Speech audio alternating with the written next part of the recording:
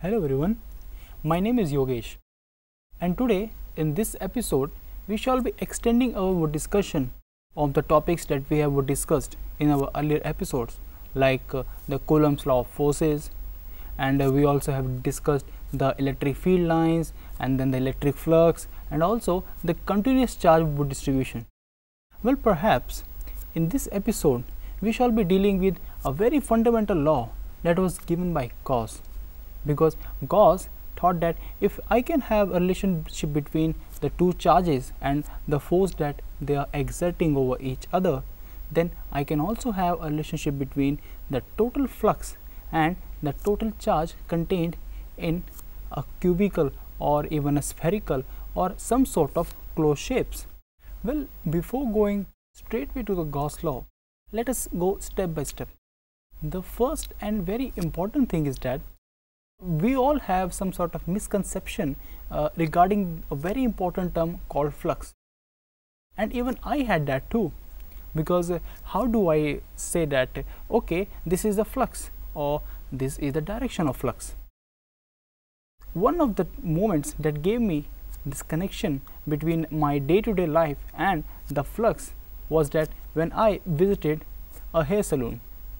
Well, actually what happened there was, when the barber was trying to give me a haircut, he simply held a portion of my hair between his two fingers like this. And so if I consider that I have got only 4 hair and he is holding it like this, then I got an idea. I thought that this is the same way that we are considering the flux. But actually the story is that we all say that if we have got some sort of shape, let it be a square shape, and if we consider the charges and the electric field lines coming out of it, so we will say that is the flux.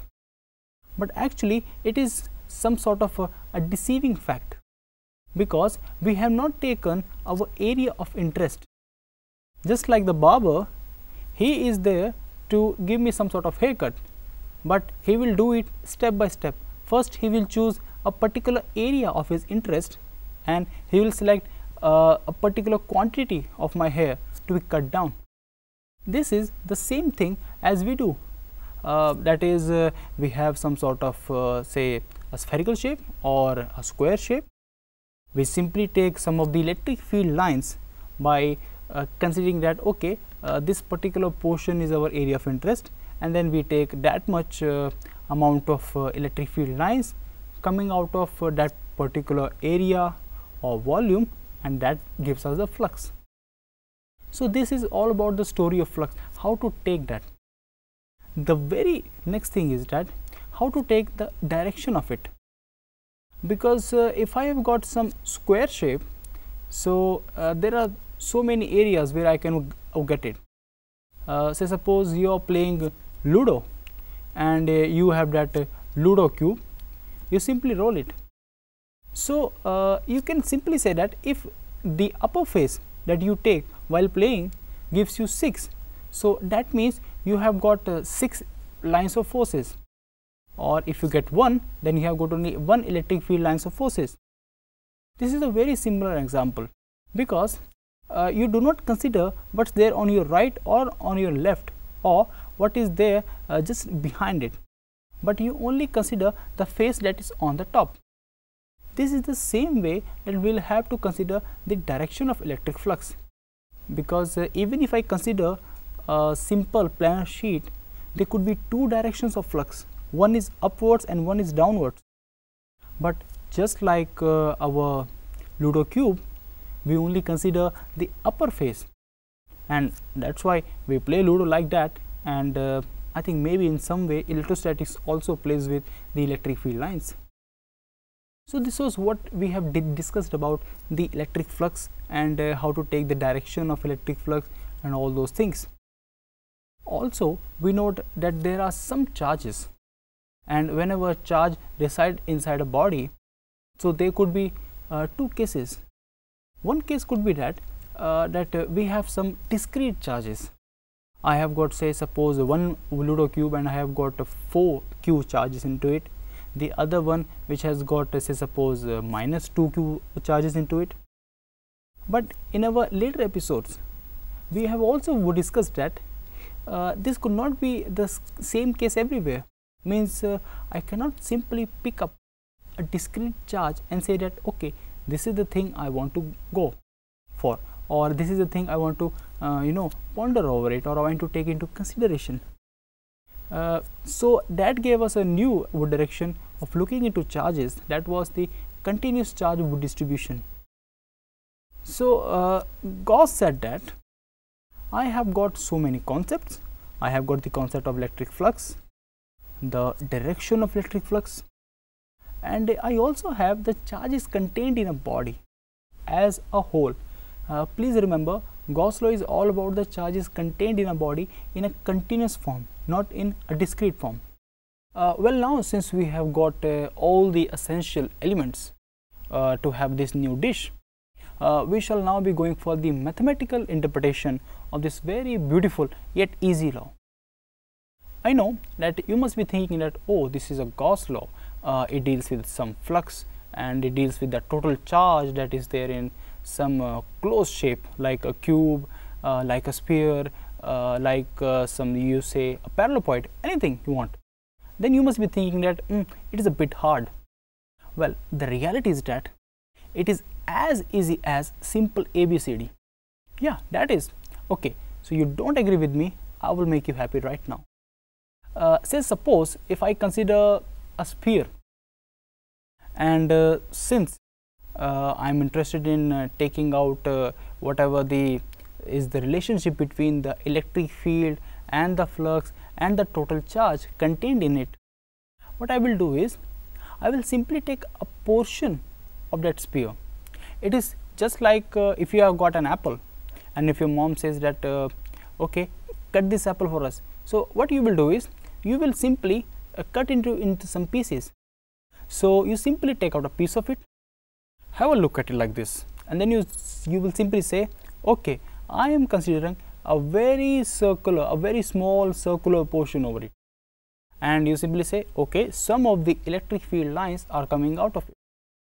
So in this way, what you got was, you got a particular portion of your interest from which you will find the electric flux.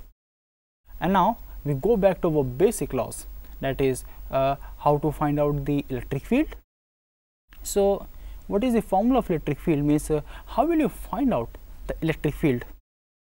Oh, I think I missed a thing. Yeah, okay, I will say that the total charge contained in that particular your area of interest is say suppose small q. Now you have to do it.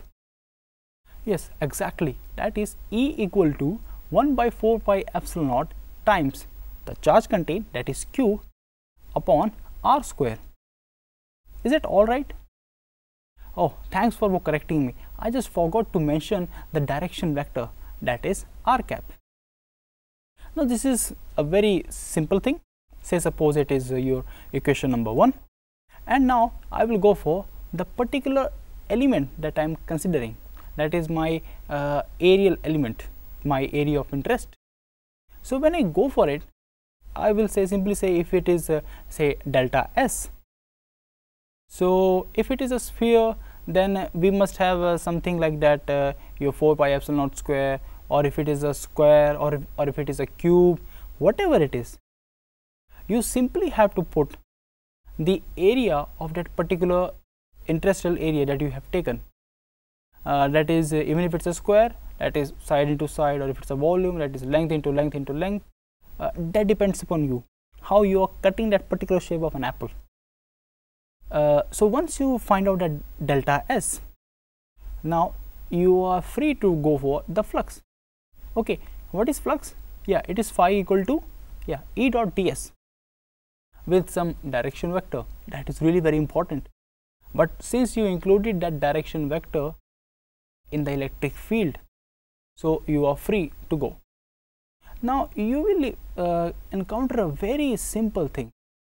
Once you solve that whole equation, that is phi equal to E dot ds with E is your 1 by 4 pi epsilon naught times the total charge contained, that is q, divided by r square and the direction vector r cap, and you multiply it with the area of that particular portion that you have taken in consideration, you will find that you only have two terms. That is, since I have taken the sphere, so what I will get is, that is 4 pi r square delta s. So once I put it there, I will find that phi is equal to q by epsilon naught. Are there some bells ringing in your mind? Yes, that is the beauty of Gauss law. Gauss law simply states that the total electric flux coming out or the total electric flux leaving, that is a better definition, our particular area of interest is nothing but the total charge contained in that area times the epsilon naught term. Well, after this I leave everything up to you. Means since you have got the apple and you have found the Gauss law from it, you can either eat it or you can even keep it forever. But what you got was that you got the taste of Gauss law. Now, since we have done this, we must also mention some of the important steps that one must follow while working out on Gauss law for various shapes. We must take into consideration some of very important steps that we must keep in our mind while we are simply going down the lane and trying to derive or trying to find out the flux and the charge relationship, no matter whatever the shape of that particular area is. So the very important instructions for the Gauss law is that the first one is that Gauss law is valid for all the shapes that are present in the whole universe. Means I am not saying that anything that is around you, that is everything in the universe. If I can get that much power or that much will to go for the sun, I can even find out the concerned quantity out of it, or anything from even an electron to everything you can find out. But a very important thing is that you have to consider some area of your interest. For example, in the case of an apple, when you cut it into pieces, you simply took some part of it. Do you know what do we call it in terms of some scientific language, or what Gauss said? It is known as the Gaussian surface. Actually, because what I told you in the previous lectures was that since we want to find out the total electric flux, and if I am not interested in going for the continuous charge distribution, what I will do is that I will simply take some area where I can say that this much charge is present, and then I will find out the electric field, the corresponding electric flux, and then I will integrate it all over the area. As simple as it is. But when you are considering that particular portion which will give you the electric field, or if you proceed further, the electric flux with respect to the charge that you have considered or your area that you have in your mind, so that particular area is known as the Gaussian surface. You can just imagine if you can have an orange, and if you can there are some orange peelers out there, means they will peel up the orange, and then you have got some juice material, that is if you go for any normal grocery shop, they will give you some sort of instrument that you can simply put over an orange, and you will simply insert it like this. It is some sort of a cylinder, and when you push it, it will simply go into the orange and the juice will come out. That is, you can simply pour it like this. Or it could be any example, like if in our household we all make laddus. That is a very tasty example.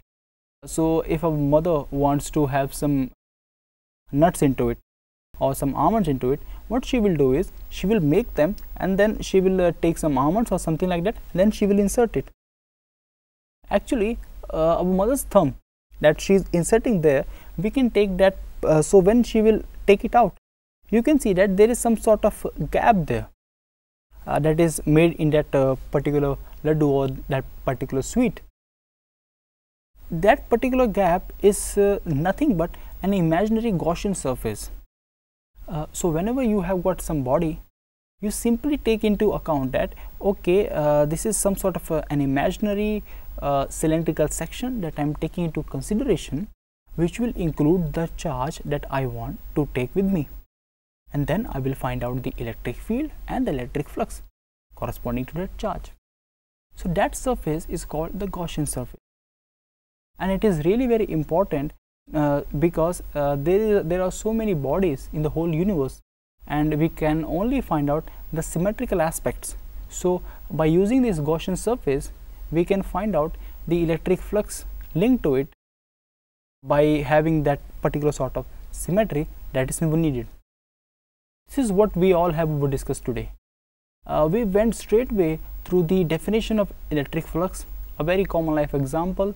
Then we discussed the Gauss law, how Gauss arrived at it, and then we also would discuss some of very important features of Gauss law, that is the Gaussian surface and the symmetry of the objects. Thank you.